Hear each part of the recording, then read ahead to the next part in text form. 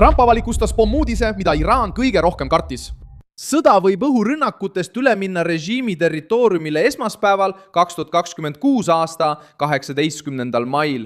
Valge Maja seisab silmitsi raske otsusega, kas saata erioperatsioonide väed Iraani. Missioonil, mis on suunatud kõrgelt rikastatud tuumamaterjalile, mis võib olla maetud strateegilistesse rajatistesse. Delta jõud sattus selle vestluse keskmesse, sest see on üksus, mis on ette valmistatud kõrge riskiga salajasteks ja otsesteks missioonideks.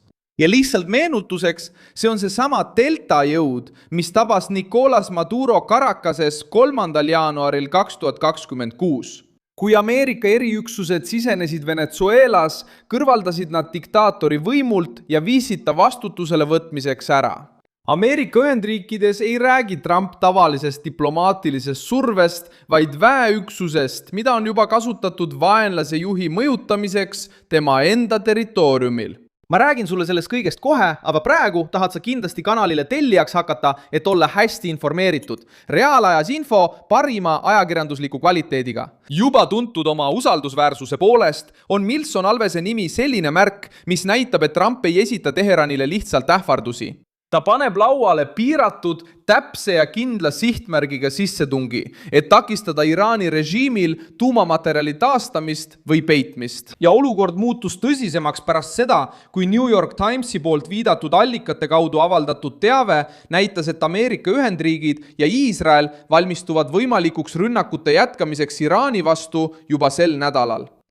Uurimine ütleb ka, et ettevalmistused on kõige tugevamad, alates Pakistanis vahendatud relvarahust aprilli alguses.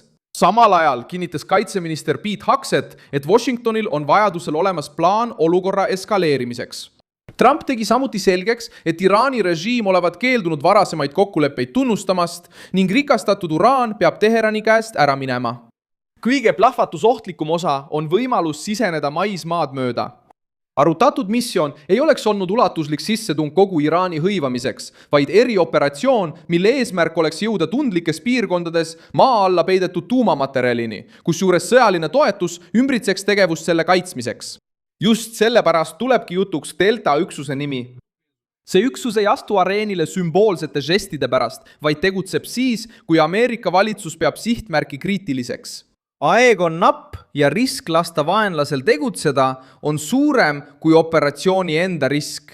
Sõjaväevõimud tunnistavad, et selline missioon võib põhjustada kaotusi just seetõttu, et see hõlmaks sisenemist vaenulikule territooriumile, võimalikku kokkupõrget Iraani jõududega ja vajadust sihtmärgi ümbruses kaitset avada. Ehk siis, Trump ei ole veel käskinud Delta üksusel uksest sisse minna, kuid uks on juba toa keskele asetatud. Iraan tundis lööki juba enne esimest sammu maal. Iraani riigitelevisioonis näidati saatejuhte stuudios automaatidega, rääkides relvade põhikasutusest ja sellest, kuidas nad vajadusel sõjas osaleksid. See ei tundu olevat enesekindlus, see tundub olevat hirm. Propaganda vormis korraldatuna režiim, mis alati oma elanikkonda kontrollis, püüab nüüd müüa elanikkonna mobiliseerimise kuvandit. Jusku oleks ühiskond ise kilbiks võimaliku ameeriklaste sissetungi vastu. See reaktsioon näitab, kui suur paanika valitseb Teheranis. Režiim teab, et pommitamine põhjustab kahju, kuid maismaaoperatsioon muudab olukorda. Õhurünnak hävitab infrastruktuuri, eriüksuste sisenemine. Otsitakse dokumente, materjale, teadlasi, rajatisi ja tõendeid. See on suur erinevus. See on jõhker. Kui Trump tõesti annab käsu tuumamaterjali vastu operatsioon läbi viia, kaotab Iraan võimaluse kõike betooni alla peita ja hiljem maailmale väita, et midagi pole juhtunud. Eriüksuste kohalolek tähendab, et Washington tahab probleemile ise käed külge panna, mitte lihtsalt kaugelt pomme visata. Trump suurendas ka avalikku survet. Ta kirjutas, et aeg tiksub Iraani kahjuks ja Iraani juhid peavad kiiresti tegutsema, ähvardades tõsiste tagajärgedega, kui nad midagi ette ei võta. Kas Teheran annab reaalseid tagatisi tuumamaterjali osas või võivad Ameerika Ühendriigid ähvarduse muuta sõjaliseks tegevuseks? Spionaažijaht laiendab seda stsenaariumi.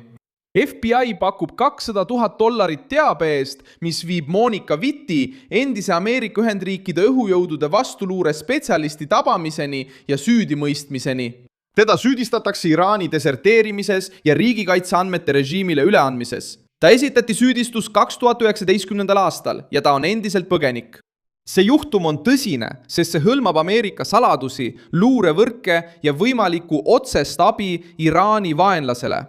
See jaht ei ole kriisist eraldiseisev, vaid näitab, et Washington käsitleb Iraani korraga kahel rindel, tuumarindel ja luurerindel.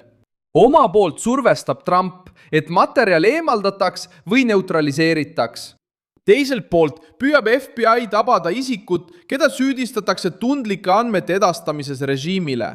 Ameerika Ühendriigid ei soovi mitte ainult sõjaliselt Teherani ohjeldada, vaid tahavad ka laiali lammutada võrgustiku, mis aitas Iraanil mõista ameeriklaste meetodeid. Iraani režiim püüab vastata merel. Iraani riikliku julgeolekuga seotud parlamendiliige kinnitas, et Teheran on ette valmistanud mehhanismi Hormuzi väinas liikluse kontrollimiseks kindlaks määratud marsruudil ja nõuda tasu teenuste ja spetsialiseeritud teenuste eest. Avaldus viitas ka sellele, et ainult kaubalaevad ja pooled, kes teevad Iraaniga koostööd, saavad sellest kasu. See on majanduslik ja poliitiline surve. Teheran tahab muuta nõrkuse ohuks. Režiim on survestatud uute rünnakute ohu, maismaaoperatsiooni võimaluse ja ameeriklaste järelevalve tõttu oma tuumaobjektide üle. Selle asemel, et taanduda, püüab ta tekitada kulusid laevadele, ettevõtetele ja valitsustele, kes sõltuvad kõnest. Praegu arutatud sissetung ei ole aeglane marss koos lippude ja pealinna okupeerimisega. See on täppis sisenemine, mille eesmärk on otsida tuumamaterjali ja takistada Iraanil kasutada kaost varjupaigana. See on poliitiline pomm, mille Trump viskab Teherani peale. Ta ei räägi ainult baaside ründamisest või hoonete hävitamisest. Ta seab võimaluse sisse minna, võtta ära, mis huvi pakub ja jätta režiim ilma Iraani jaoks kõige ohtlikumast varast. See on strateegiline alandus. Revolutsiooni kaardivägi tuleb mängu, astub sellesse arvestusse. Iraani vastupanu tuumikuna kontrollib see sõjalise struktuuri otsustavat osa, mõjutab tuumaprogrammi ja toetab režiimi kõige agressiivsemat hoiakut. Kui Valge Maja arvab, et see rühm võib proovida materjale varjata, osi liigutada või aega võita, muutub eriüksuste kohalolek otseseks vastuseks. Trump ei taha lasta Iraanil muuta läbirääkimisi teatrietenduseks. Ta tahab survestada seal, kus see kõige rohkem haiget teeb. Materjalide, komandöride, luurekanalite ja režiimi bluffimisvõime osas. Järgmine samm sõltub Valge Maja poliitilisest otsusest ja Iraani reaktsioonist lähitundidel. Kui režiim jätkab venitamisega, ähvardab Hormuzi väina sulgemisega ja kasutab oma riigi televisiooni rahva sõjaks ettevalmistamiseks.